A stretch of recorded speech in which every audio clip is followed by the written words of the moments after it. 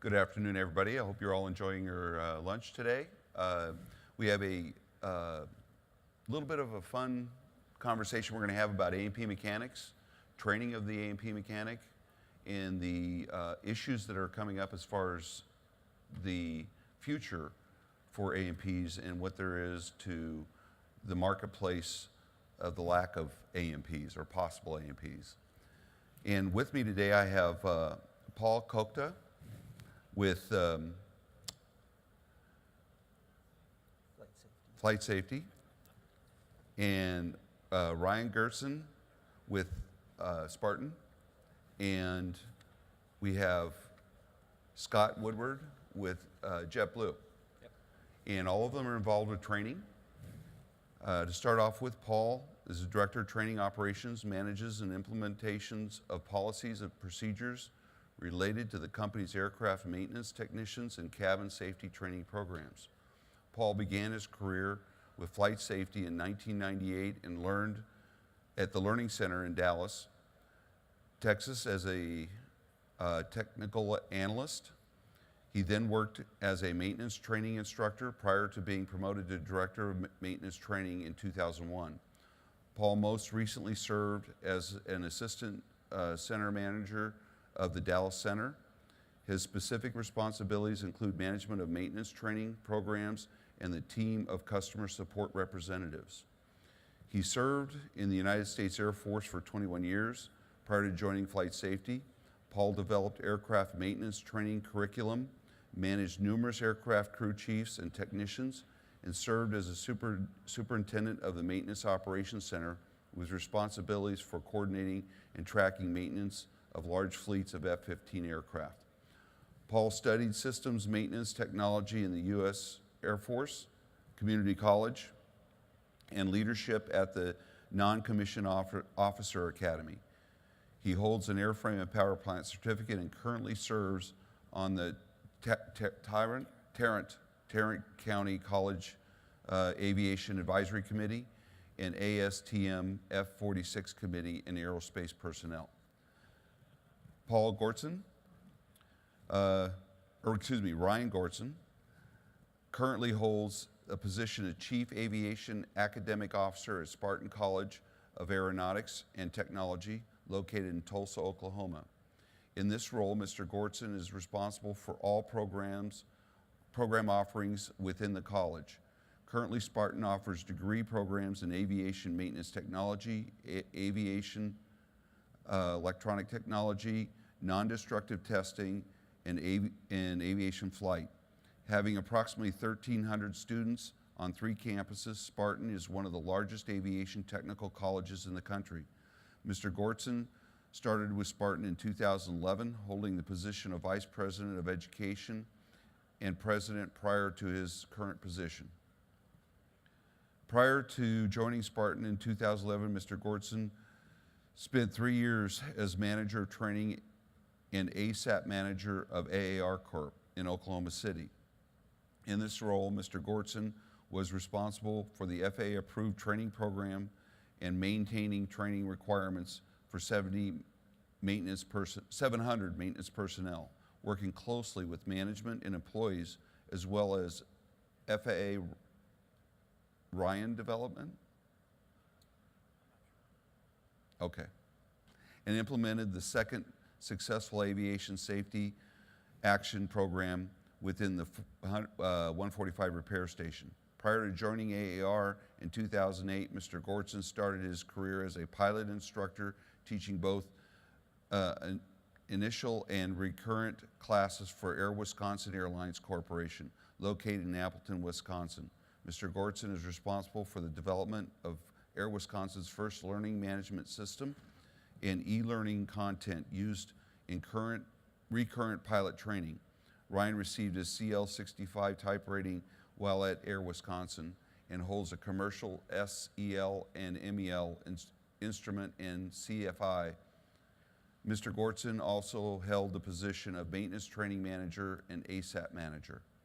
Ryan holds a Bachelor's of Science in Aviation and Master's in Public Administration from the University of Nebraska at Omaha. Ryan is married and and married to the love of his life, Jenny,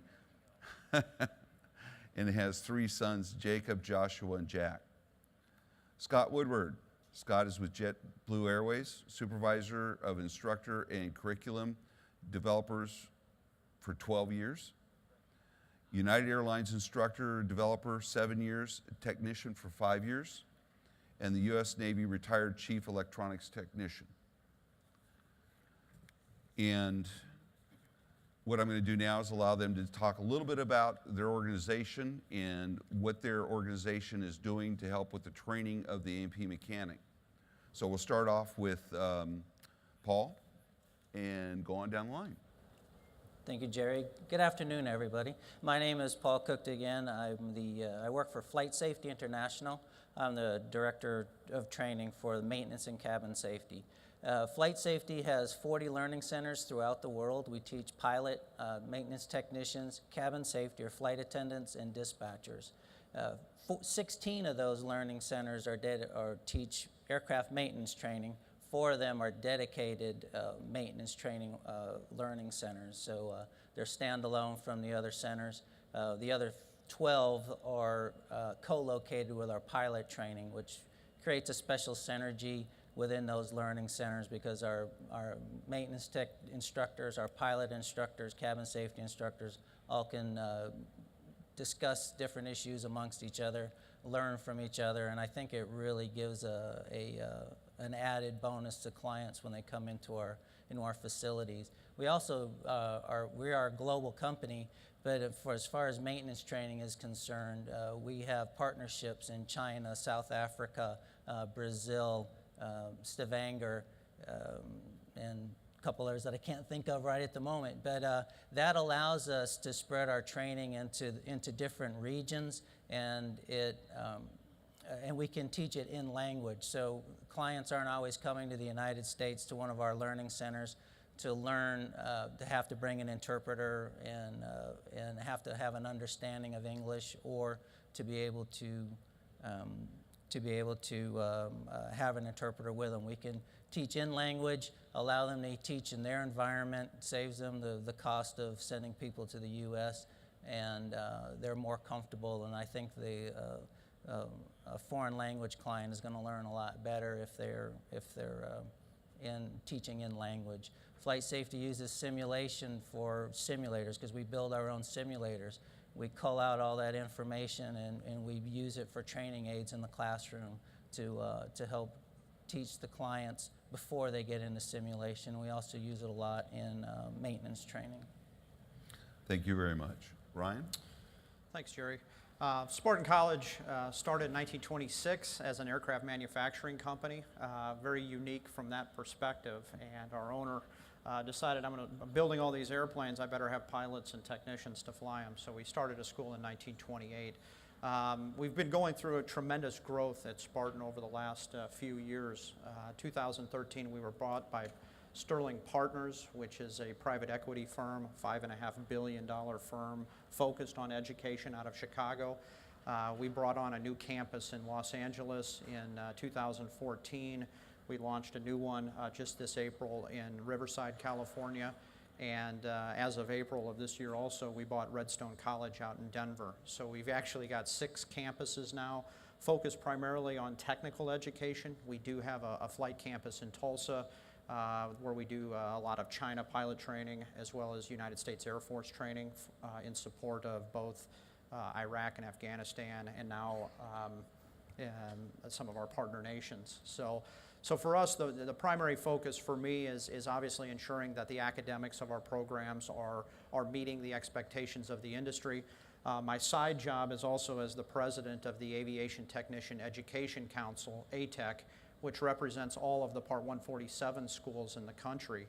And we hold a conference every year, and we've been extremely focused on the regulation around technical education. For most of you who are in the industry, you know that the FAA Part 147 has not changed at all or anything significant in the last 50 years. And so when we as an organization, we're fighting with the FAA, we're fighting with, trying to create the standards that the industry needs, but we still have to meet this very archaic rule. And so there's a lot of activity that I'll share throughout this presentation of things that industry can definitely help us on as we push forward. So we're really excited to be here to be able to talk about a very important topic for Spartan College. Well, thank you very much, Ryan. Scott? Thanks, Jerry. Scott Woodward with JetBlue Airways. JetBlue currently serves about 98 cities with, I think, 210 aircraft. We have a maintenance staff of 650 technicians who basically serve at 11 of our maintenance cities. And let's see, we have a staff of about 12 instructors who also do curriculum development. And as this panel is going to talk about, we definitely have trouble with hiring qualified technicians that can immediately jump in and add assistance to our maintenance of our fleets. So thanks for having me. Okay, thank you very much, Scott. Now I want to get into the first question. I'll probably start with you, Ryan. What is the biggest change that has happened in the last 10 years in the training world to help keep up with the changes that are with the more high-tech aircraft?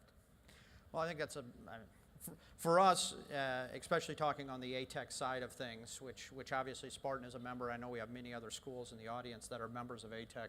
We've struggled with the FAA to change the regulation because we know the gap between what we train in an A&P school and what the industry needs is getting bigger. Dope and fab versus... Yeah, dope and fab composite. versus going to work in EMB 175, right, for example. So we really struggle with trying to deal with that. And we finally, I guess, one of the things I thought I'd ask is, from a show of hands in the audience, how many people know that there was a notice proposed rulemaking on Part 147? Okay, so a few. Did anybody comment on the notice of proposed rulemaking? Okay, we got two. So in 50 years, we've managed 2 comments out of the industry to the proposed regulation. And I think that's one of the big areas of opportunity, and that's why I'm glad I'm here, because I think industry can do so much more in driving the FAA change, and ATEC has really worked to create an avenue for industry to drive the curriculum that is being taught by 171 A&P schools throughout the country. So we have not changed nearly as great as we've needed to, at least from the educational perspective, and as we move forward. So if the AMC or the regional airlines had a committee they put together to come and meet with you this summer to figure out a plan of attack for the regional airlines to go after this, would that be something that would be useful for what you could do? I think it'd absolutely be useful. I think the more industry members that we can get involved in helping the FAA draft the final rule is going to be very, very important for us and the industries that all of our technicians serve. Scott, I ask you the same question. The technology in the last 10 years, have you seen a big change with the high-tech aircraft? I mean, your aircraft are relatively new, so. Right. So we actually fly the Airbus A320, and then we were the launch customer of the Embraer E190. With the Embraer E190, we quickly established the technicians that were not computer savvy as compared to typically the junior or younger mechanics that really leapt at that airplane, jumped at that airplane. We were able to grasp the technology behind troubleshooting something over a LAN network. So the technology is an issue. Again, our fleet's kind of split, so there has to be a balance in there between. So there is a void then from the older mechanic to the newer there equipment. There is, yeah. But then I would also offer the older mechanic is more ready to jump in if the built-in test equipment doesn't take you in the right direction. The senior mechanics, the ones we depend on, that know how to troubleshoot from the depth of learning it, as compared to just following a schematic or a troubleshooting task or something like that. Excellent. And how about you? We use simulation training. With our simulators, we build our own simulators within the company, and we take all that technology or that information that we use to drive the simulators, and we cull it down, and we turn it into programs that we can use in the classroom. We have what's called the desktop trainer. It takes all the screens that you would see in the cockpit, brings it into the classroom For the maintenance side, it allows the clients to get into maintenance diagnostics so they can drill down and learn how to navigate through the systems and interpret and understand what the diagnostics But he's computers going are to have to saying. be computer savvy then. He's got to be computer savvy. Technology is it right now. You have to be able to use the latest technology. We're using iPads. OEMs are going into electronic manuals. There's no paper anymore. So how are the technicians going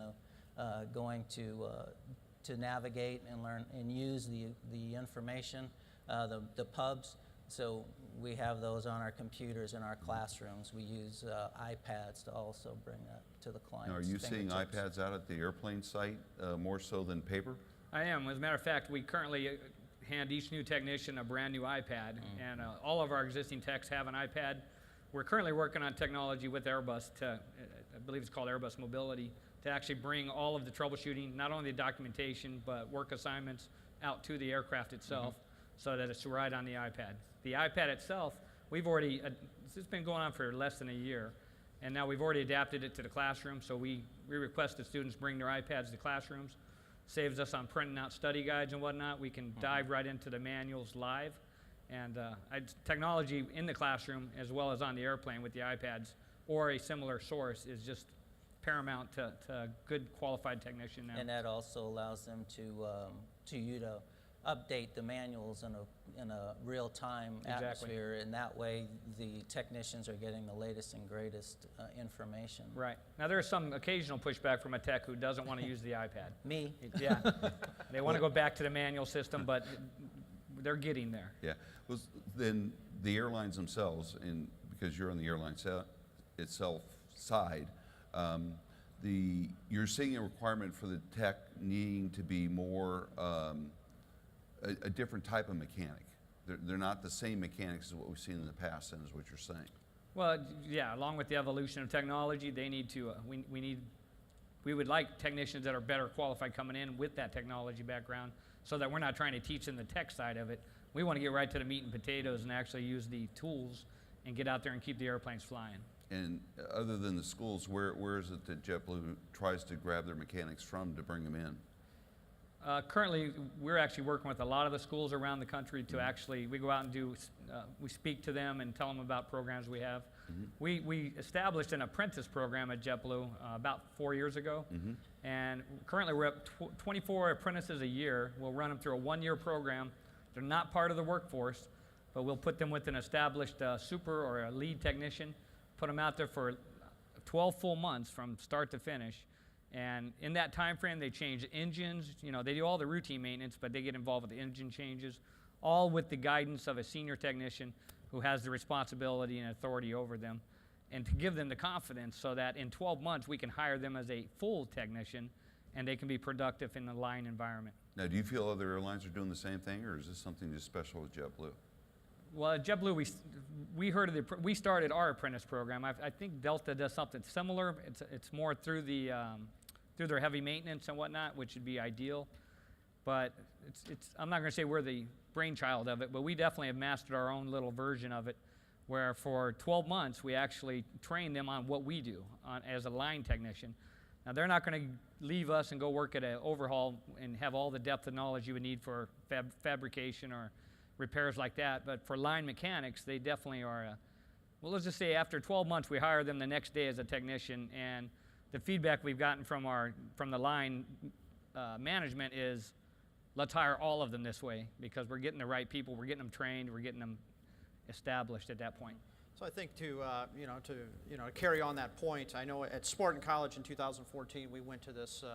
We actually give all of our technicians Surface tablets, and we went that way because we knew the industry was moving that direction, and all of the technicians get all of their, obviously their manuals, their textbooks, all of their support documentation that way.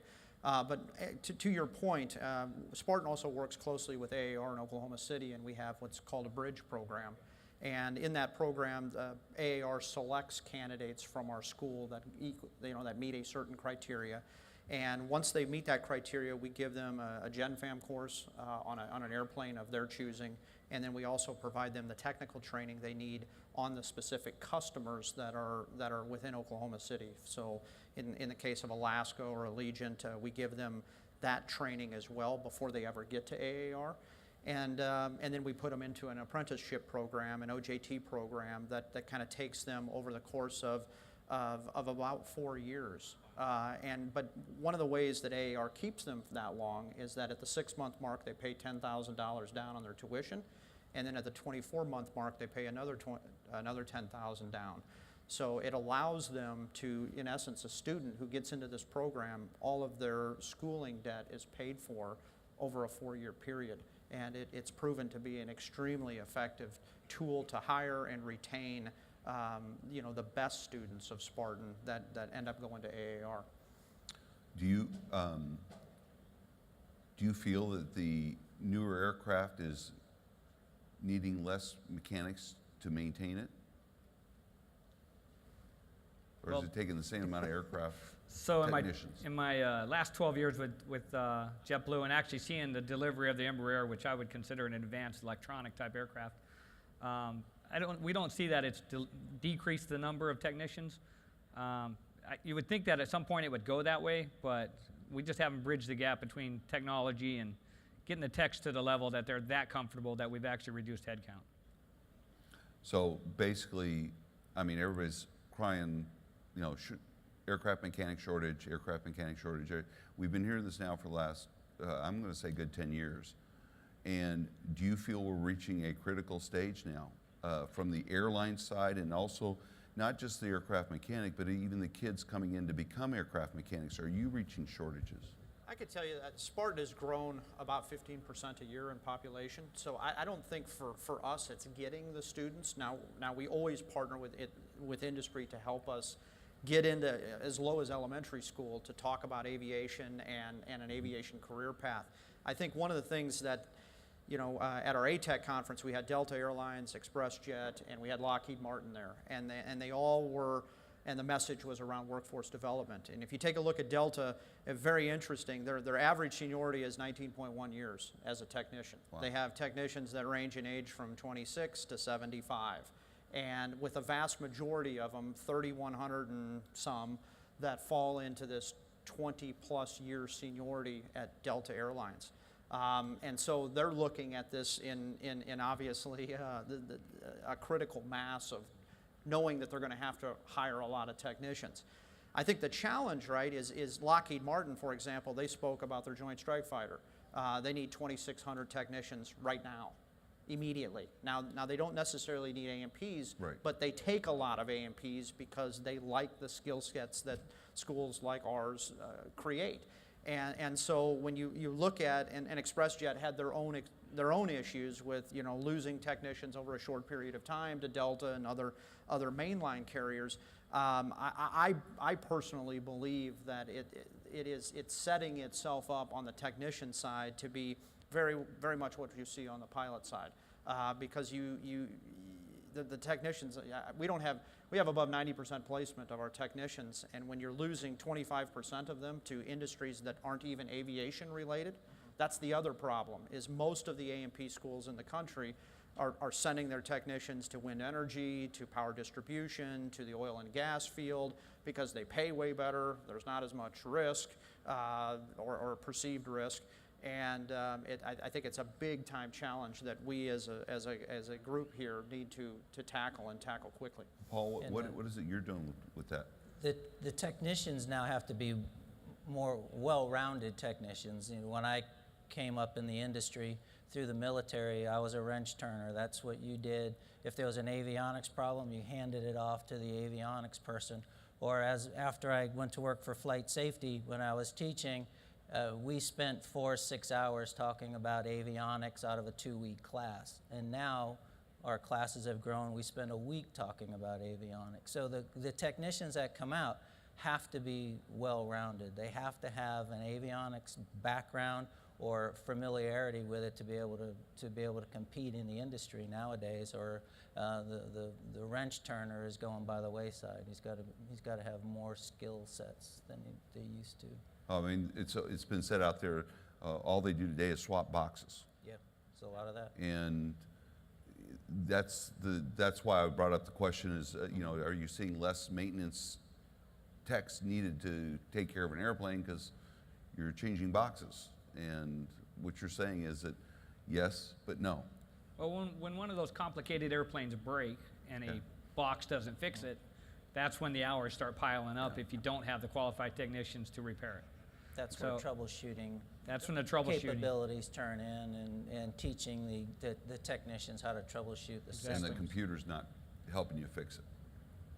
The computer takes it so far. Yeah. You know, the computer, and they tell me now that the latest, greatest aircraft that are coming in, yeah, it'll tell you if you've got a broken wire, but someone's still got to be able to ring out a wire bundle, be able to find out whether there's a bent pin, a push pin, a broken wire, whatever it is. The boxes aren't going to tell you everything. There still has to be the ability to troubleshoot, and courses that can teach the seasoned mechanics to do that are invaluable. Is FlightSafety having trouble filling in the student slots for mechanics? I think it depends on the platform and the aircraft, but as a general rule, no. We're always they're selling new aircraft daily. There's the new aircraft market, especially from the corporate side. Even in the airline, they're replacing aircraft. They're moving into new fleets, and those technicians need training. So. Yeah. Well, you'd mentioned earlier that you worked with a couple of MROs, AAR being one of them. Are you being approached a lot by the MROs? Because to me, that's where the real shortage is hitting hardest now. Right. Is on the MRO side. Because I know that, like, if you go to a specialized component shops or whatever, they're going to just doing tech training, and they'll become repair techs, and they fall under their A&P, their 145. Right. But when you start dealing with a heavy check maintenance base operation, there's definitely a big squeeze going on right now with most of those, based on what I know in the marketplace today. Where's that going to come from, or what are you guys being approached from to help work with that? So we just finished a career fair 2 weeks ago at Spartan. There was 4,600 openings from 52 companies that were there. Wow. And they ranged from aviation to military to oil and gas, non-destructive testing. But I think yes, we work with HAECO, we work with ST Aerospace, and I think there's a big challenge. And I think this idea about FAA certification and Part 147 is so critical to this audience, because in a 145 repair station, you don't have to be certificated. And so if you HAECO has a certain number of percentage that they usually driven by the airline of how many people have to be certificated and not certificated.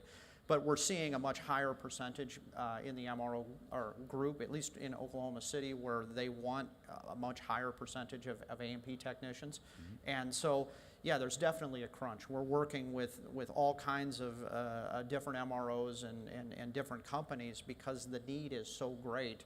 And we're getting to the point of, where they're saying, how can we give you our curriculum so you can teach it within the 145 or 147 schools, so that we don't have to, or they're better prepared, in order to go to JetBlue or Lockheed or whatever. And so I think that there is a tremendous need, to get the rule change in Part 147 so that industry can drive what goes on in these schools, so that we can start. You talked about an avionics focus. It has to be avionics focused versus what we currently have. There is, if I can comment, there's a committee called, it's a company called ASTM, has an F46 committee. Correct. And I just recently was asked to join that committee. I went to my second meeting in the winter, and one area that was lacking in that committee so far, and it's a young committee, so they're still forming the membership, is there's no regional airline. There's no airline representatives on that committee. And the goal of that group is to change the requirements so that, new A&P mechanic's not required to dope a wing to get his A&P license, And, but if anybody out there wants to look it up, it's the ASTM website, and it's called the F46 Committee, and it's on aerospace personnel, and I highly encourage everybody to at least look into it, if not become a member, so that we can start changing what it looks, changing what the mechanic or technician looks like, the avionics also. Right, so I'm on that group as well, and I think ASTM is taking a very interesting approach to really to complement FAA 147 curriculum, whereas they're going to create certification standards, very much like, for those of you who know NCAT certification for the AET. The NCAT is now under ASTM, but what they'll create is these consensus standards in which if we can get and push competency-based training in the rule. As long as we meet these competencies, right, does it have to be 1,900 hours?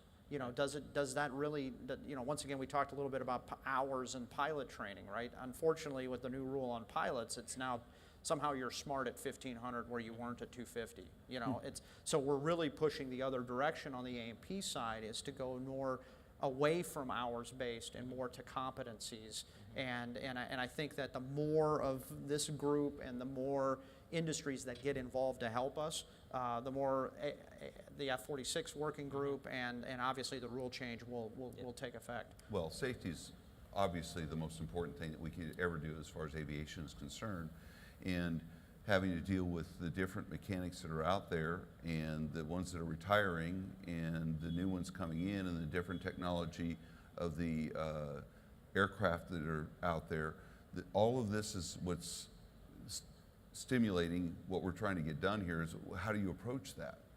And when you're airline out there and you're trying to bring in the right kind of guys, experience is important, but you've also got to have the competency, and how do you test for that?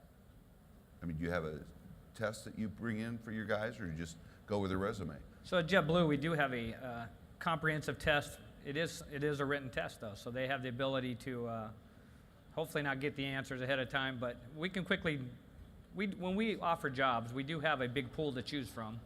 That's whittled down a lot by that test, and it gets us down to a manageable number.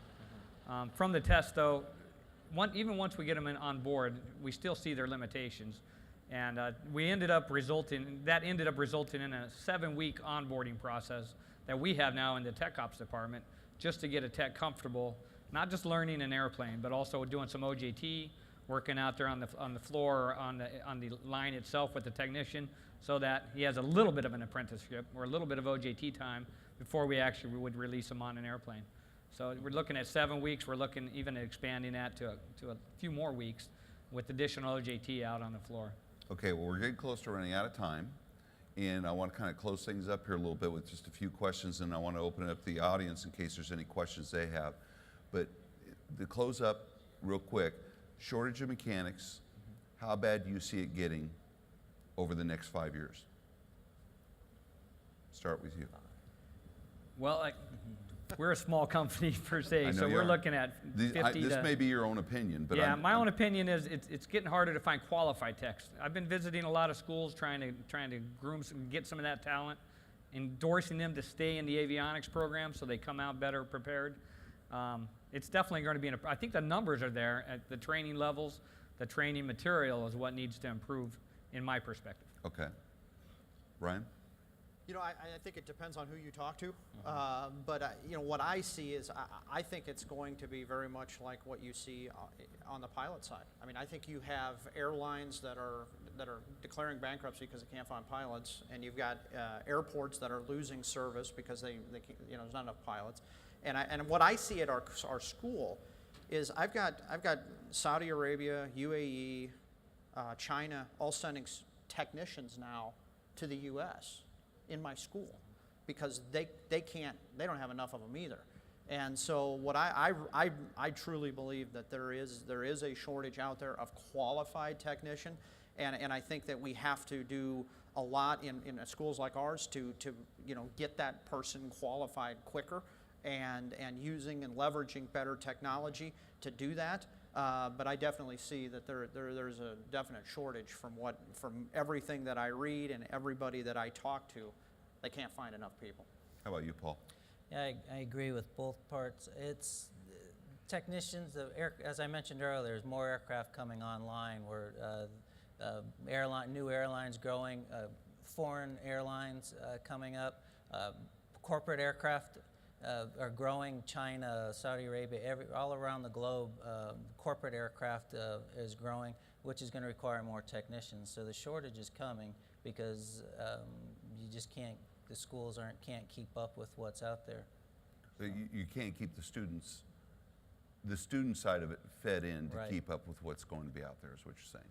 Yeah, and the kids like technology too, Yeah. so we have to be able to keep them interested in aviation because it is a high tech. Really, there's a lot of high technology in the aircraft that we deliver and that we fly on, and we have to keep the young person interested in what we do, as opposed to making it look like you're out there turning wrenches in the rain and it's 20 degrees outside. Well, part of that is what you're saying then is that we have to work together as a group, the regional airlines, maybe teaming up with others, but on this ASTM and getting on committees and start pushing the legislative on the 147 through and dealing with that.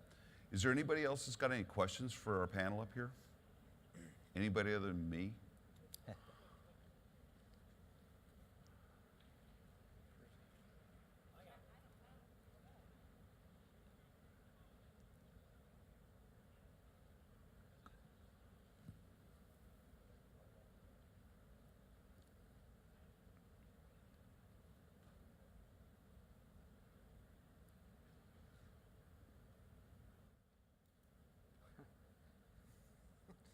Everybody's denying it. That was me. Uh-oh. Don't worry, it's not loaded. Interesting discussion you've all had about technicians, and Ryan, you brought up a great point about the average age of Delta, and Scott, you as well, about the average age of your technician. How do you guys see the UAV, which is starting to enter in our field now? Because as Paul just brought out, young kids love technology. Do you see that going to be an impact on how a technician comes out of Ryan's school and either goes to Paul for training or goes to work for Scott, but there's another opportunity? So how does the UAV whole thing start to play into what we do? Well, I know at Spartan, we redesigned our avionics program, changed the title to Aviation Electronics. We then developed a capstone course where they actually build a UAV as a part of a capstone, and we doubled the population of the course overnight.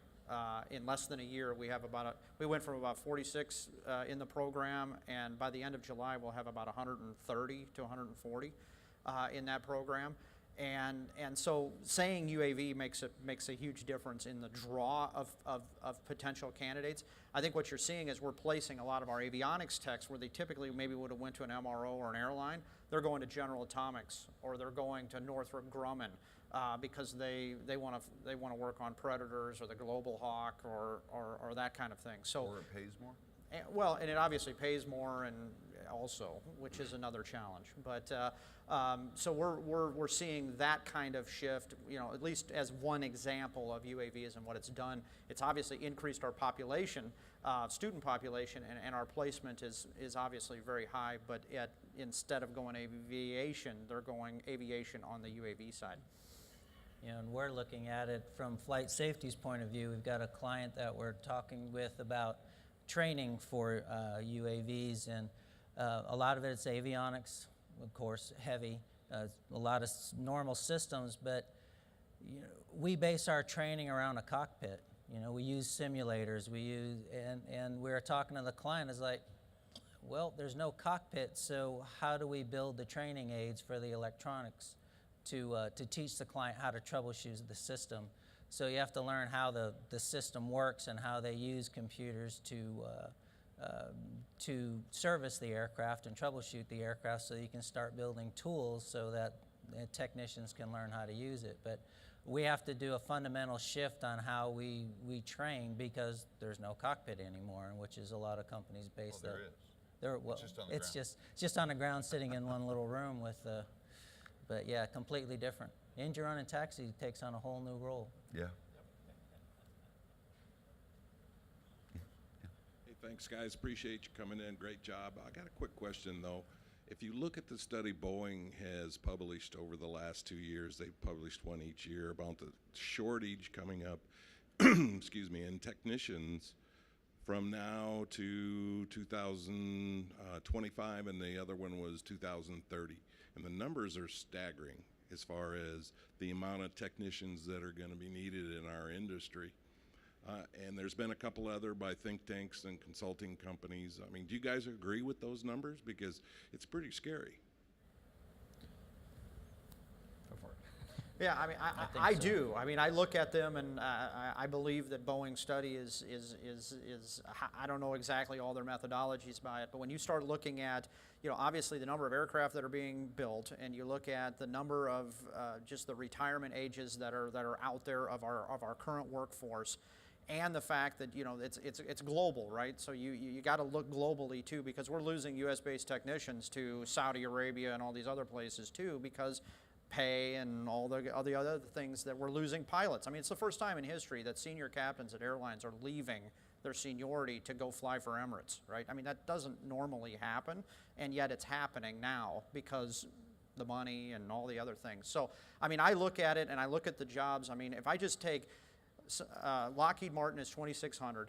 Tinker Air Force Base for the F-46 project, for the KC-46 project, it's like 1,600. And I mean, that's just two companies now, and we're at 3,000, you know, technicians needed. I mean, exactly. I mean, I really believe that those numbers are true, and that's why we're seeing probably 15% growth in our student inflow, because they're seeing the jobs that are available, and they're going, man, in 15 months I can go get a great, you know, great career and start a great career in 15 months, and I think that's the reason. The companies are there desperate to, how quickly can you give them to me, is what we're seeing.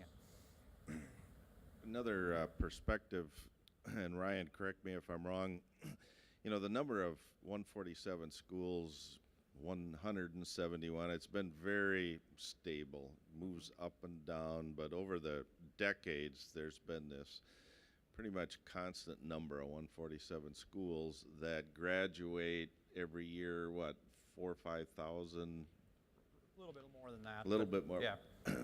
And then when you talk about 25% approximately going out of school into the other industries, so now you're down to maybe a potential, say, 4,000 new mechanics every year. Well, as you just said, there's two companies you mentioned alone that are hiring 4,000 mechanics. Mm-hmm. So it's just another perspective that says we're not even training and educating enough to even meet that current flow or demand that adds to, is there going to be a shortage?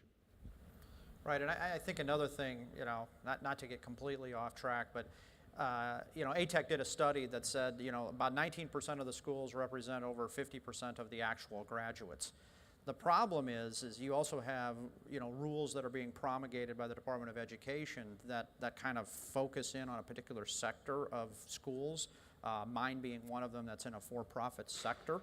By the way, that doesn't bode well, because you know, you have FAA regulatory requirements, and then you have the Department of Education trying to put for-profits out of business, in which, by the way, a vast majority, almost 60% of the technicians that are produced are for-profit education. So that in and of itself is another dynamic that we really, you know, as ATEC, we're on Capitol Hill pounding that message. Wait a minute, what are you doing here? You can't be, you know, the aviation industry is booming. You can't be negatively impacting schools that are creating good technicians, because there are a few bad players in the for-profit sector. So I think very, very good point, and something that we need to work together with. Okay, I got one last question. Hi, and I'm Faye Black, president of the RA, and it's not a question, it's just a comment and really a note of thanks. Just want to thank all of you for being here, and Jerry for your leadership on this issue and bringing more content like this, because our convention here, so many of the participants are maintenance oriented, and so these issues speak to their heart. We know that we have to work harder in this space, and you all are doing it and providing the thoughts, so thank you for everything you're doing there.